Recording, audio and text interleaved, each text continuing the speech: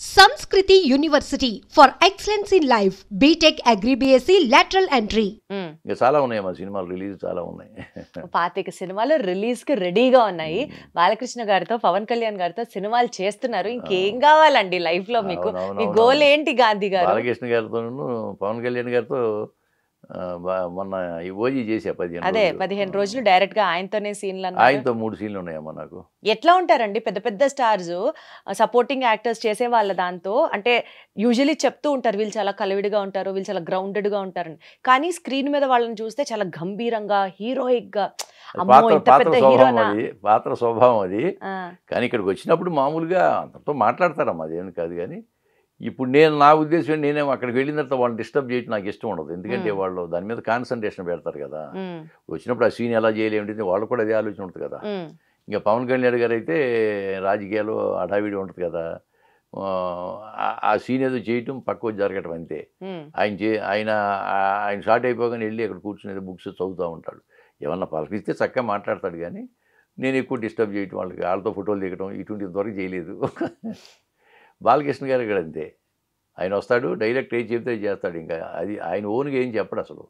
Director గారు ఏం చెప్తే అది చేసుకుని పక్క జరుగుతాడు అంతే ఆయన. సో ఇలాంటి పెద్ద పెద్ద స్టార్స్ నుంచి మాలాంటి వాళ్ళు నెక్స్ట్ జనరేషన్ వాళ్ళు నేర్చుకోవాల్సిన అంశాలు ఏముంటాయండి? Discipline, time punctuality, discipline. 9కి షూటింగ్ స్టార్ట్ అంటే 9కి వచ్చేసి రెడీ అయిపోయి మేకప్ తో ఉంటారా? చిరంజీవి గారు చేశాను, 6 సినిమాలు చేశాను. చిరంజీవి గారు సెట్కి వచ్చాయంటే రాగానే ఆయన యాక్టివిటీ ఏంటి నేను గమనిస్తూ ఉంటా. వస్తాడు, క్యారవాన్లోకి వెళ్తారు, వెళ్ళగానే అసిస్టెంట్ డైరెక్టర్ సీన్ తీసుకెళ్తాడు.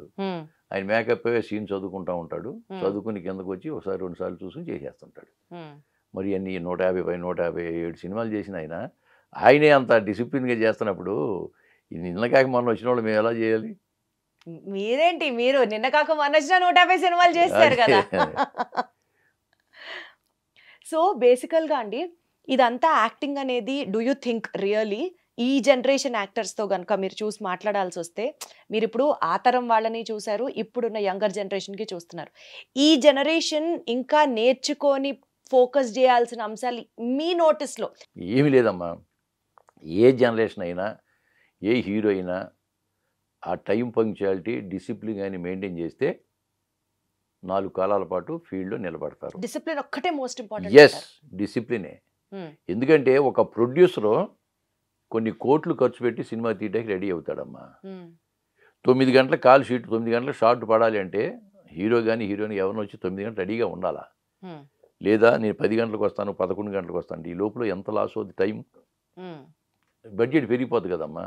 10 కోట్లు బడ్జెట్ పెట్టి అనుకోండి, ఇలా లేట్ చేయటం వలన 15 కోట్లు 20 కోట్లకి వెళ్తుంది. నిర్మాత చుక్కలు చూడాల్సి వస్తుంది. ఇటువంటి ఇబ్బంది పెట్టకూడదు. అలా గనక ప్రతి ఆర్టిస్టు డిసిప్లిన్గా చేయగలిగితే సినిమాలు అనుకున్న టైంలో అయిపోతాయి, షూటింగ్ అయిపోతుంది. ఎంత తొందరగా అయితే రాఘవేంద్రరావు గారు డైరెక్షన్ నేను చేశా.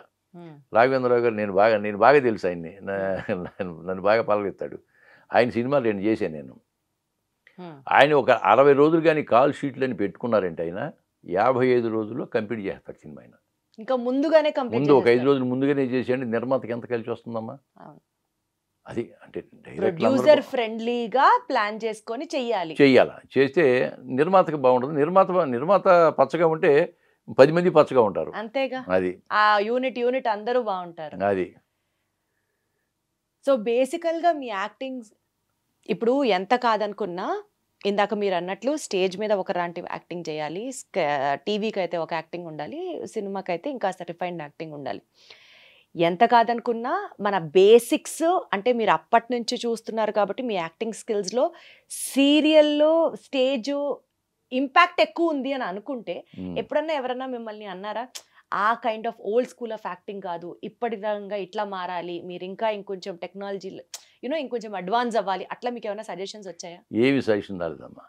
ఎందుకు రాలేదంటే నేను వెళ్ళగానే అడుగుతా, అసలు ఎలా చేయాలి ఏమిటి చెప్పండి సార్, మీరు ఎలా చెప్తే అలా చేస్తానన్నా అనుకోండి, వాళ్ళు చెప్పినట్టు చేస్తున్నప్పుడు ఇంకా నాకు దాని వేరే విమర్శ ఏముంది, ఇంకా రాదు కదా. కాబట్టి వాళ్ళు చెప్పినట్లే చేస్తాను ఇంకా నేను. అలా కాదు సార్ ఇలా చేస్తే బాగుంటుందేమో చూడండి అని చెప్పి మన ఓన్గా ఏదన్నా డిసిషన్ తీసుకుంటే నేను అడుగుతాను. బాగుందండి చేయండి అంటారు, చేస్తాం అంతే. అక్కడ కాంట్రవర్సీ అనేది లేదు ఇంకాను. సో అసలు నో పాయింట్ ఆఫ్ కాంట్రవర్సీ. అదేలేండి, అసలు చాలా క్లీన్ స్లేట్ ఉన్నటువంటి అసలు యాక్టర్ మీరు. అసలు అసలు no controversy, no back talks, అంతే. No remarks at time all. కూడా చాలా పర్ఫెక్ట్ టైం అమ్మా అది మెయింటెనెన్స్. ఇంతవరకు ఈ డ్రామాలో కానీ సీరియల్లో కానీ సినిమాలో చేసినప్పుడు 8 గంటలకు ఉండమంటే 7:30కి నేను రెడీగా ఉంటాను అంతే. ఏనాడు మిస్ అవ్వాల నేను. టైం అనేది ఏనాడు మిస్ కాను. మరి ట్రావెల్ చేయాల్సి వస్తుంది, ఓవర్ నైట్ ముందే మనం షూట్ చేయాల్సి వస్తుంది. మీకు ఎలా వస్తుంది గాంధీ గారు అంత శక్తి? అట్లాగేంటమ్మా మరి అది దాని మీద ఇంట్రెస్ట్, అదే ఫ్యాషన్ మనకి. ఇప్పుడు నటనే మనకి దైవం. అటున్నప్పుడు మనం 12 గంటలు రమ్మన్నా అనుకోండి, 11 గంటలకి రెడీ అయ్యి కూర్చుంటే ఏమవుతుంది? ఎందుకు లేట్ చేయాలన్నా? ఎందుకు లేట్ చేయాలి? చేసేది ఏముండదు, ఇంట్లో కూర్చొని చేసేది ఏముందో అక్కడే కూర్చుంటాం.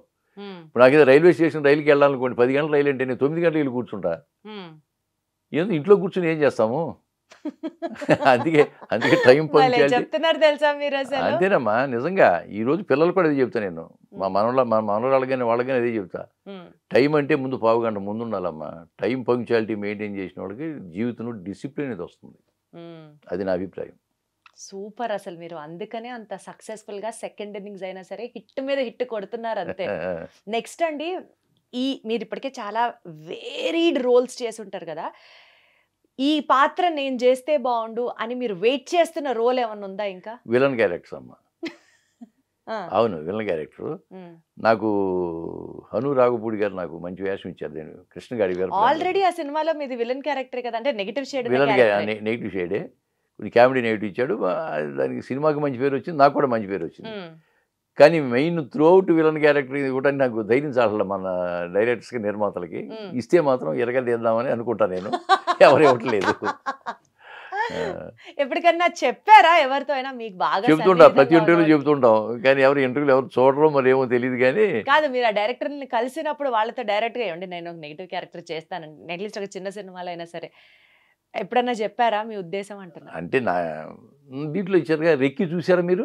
రెక్కి నేను చూడలేదు. అయ్యో, G5లో రెక్కి అమ్మ. దాంట్లో విలనే, సైలెంట్ విలను. మెయిన్ క్యారెక్టర్ నాదే.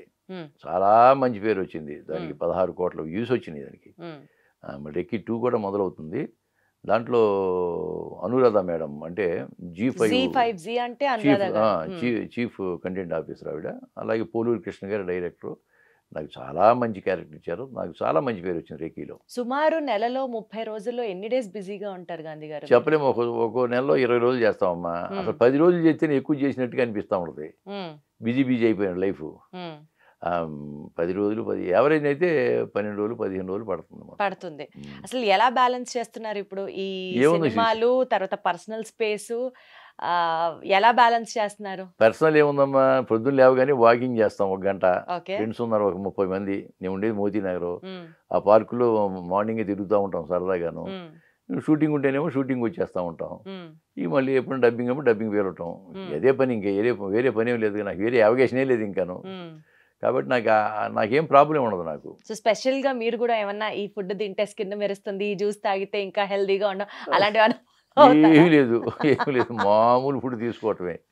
మామూలు అందరిలా మేము తినేలాగా కూర పప్పు. అవును. ఇప్పుడు ఎందుకంటే నేను వేసే క్యారెక్టర్ మెరవకూడదు, మామూలుగా రఫ్గా ఉండాలి.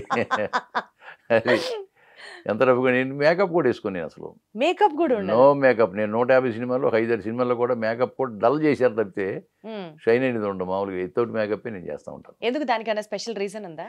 ఏమి లేదు, యాజ్ యూజ్గా చేస్తే తప్పే ఉందమ్మా. మేకప్ వేస్తే ఇంకాస్త బాగుంటారేమో. ఏం లేదు, బాగోకూడదనేగా. అన్ని బాగోని క్యారెక్టర్లే కదా నాకు వచ్చేవన్నీ. Okay, super. సో రీసెంట్గా మీరు చేసిన రోల్స్లో మీ మనసుకు బాగా క్లోజ్ అయినటువంటి క్యారెక్టర్ ఏంటి? ఈ మధ్యకాలంలో చేసింది మాత్రం ఇదేనమ్మా, ఈ వీడే మన వారసుడు అని. దాంట్లో తాత మనవడిది సెంటిమెంట్, చాలా సెంటిమెంటు. దాంట్లో ఒక మంచి సాంగ్ కూడా నా మీద, తాత మనవడి మీద ఒక సాంగ్ కూడా ఉంది. అలాగే కలివనం కూడా మెయిన్ క్యారెక్టర్ నాది. అద్భుతమైన క్యారెక్టరు. ఆ కలివనం ఎన్విరాన్మెంట్ని తీశారు అడవుల మీద. మెయిన్ క్యారెక్టర్ నాదే. రాజనరేంద్ర గారిని ఆయన మంచి వేషం ఇచ్చారు. కళామ తల్లి కరుణిస్తే కనుక నెక్స్ట్ ఇయర్ దానికి అవార్డులు పంట రావాలి. అందులో నాకు కూడా అవార్డు వస్తుందని ఎక్స్పెక్ట్ చేస్తున్నాం. ఇక తర్వాత భగవంతుడి దయ. కానీ అంత మంచి క్యారెక్టర్ చేశాను, మంచి క్యారెక్టర్ చేశాను. ఇప్పుడు బాలయ్య బాబు గారు దాంట్లో బోయపాటి శ్రీని గారు మంచి వేషం ఇచ్చాడు. అంటే 2 సీన్లే కానీ మంచి వేషం, చాలా మంచి వేషం బాలయ్య బాబు గారితోనే. అలాగే ఇప్పుడు పవన్ కళ్యాణ్ గారితో ఓజీ, ఓజీలో మంచి క్యారెక్టర్, పెద్ద ఒక 7-8 సీన్లు ఉంటాయి నాకు. ఆయన పవన్ కళ్యాణ్ గారు నా భుజం మీద చేసి డైలాగ్ చెప్పడం అనేది నాకు మర్చిపోలేను అనమాట. అంతకుముందు కూడా చేసే కదా వకీల్ సాబ్లో ఆయన నేను కాంబినేషన్ కదా, అవును అది నాకు మంచి పేరు వకీల్ సాబ్ లో కూడా మీకు మంచి రికగ్నిషన్ మంచి recognition వచ్చింది, మంచి పేరు వచ్చింది నాకు.